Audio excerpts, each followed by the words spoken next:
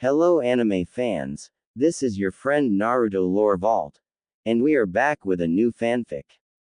Today's fanfic is super exciting, which is what if Naruto defeated Danzo? Part 2. Before I start, please do support for more amazing content and comments for next part, and if you enjoy this fanfic then, don't forget to hit that like button and subscribe to the channel for more awesome stories like this. So without wasting any more time, let's jump straight into the fanfic. Danzo's defeat did not bring peace to Konoha. It brought silence.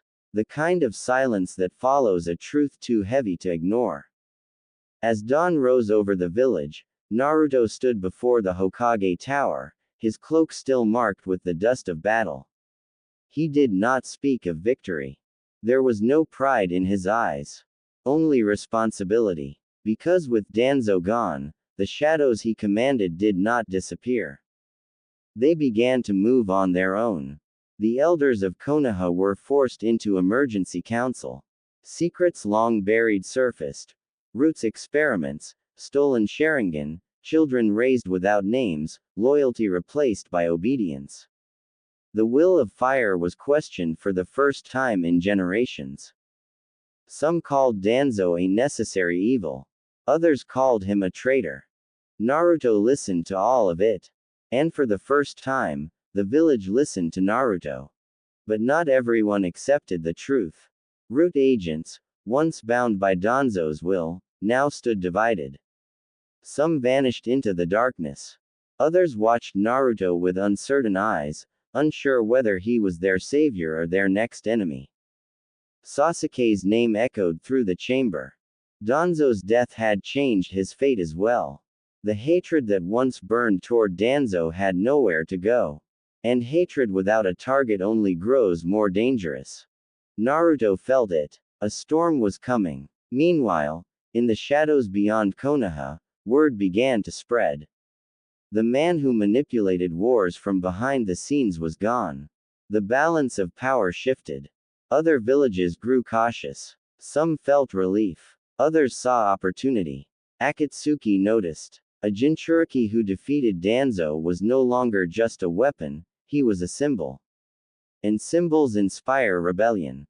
Naruto began to change. Not in power alone, but in leadership. He visited the family's root had broken. He spoke to shinobi who had lost their faith. He did not promise perfection. He promised honesty. And for a village built on secrets, that was revolutionary. Tsunade watched him closely. She realized something terrifying. Naruto was already acting like a Hokage. But leadership comes with a price.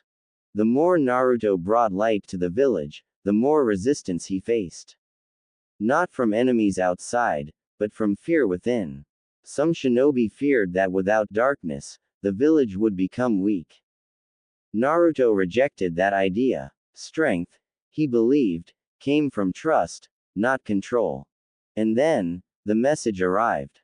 Sasuke had been sighted. Not as a rogue driven by revenge, but as a man searching for purpose. Naruto knew this confrontation would be different.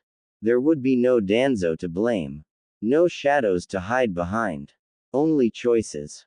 As Naruto prepared to leave the village once more, he looked back at Konoha. The village felt fragile, but honest.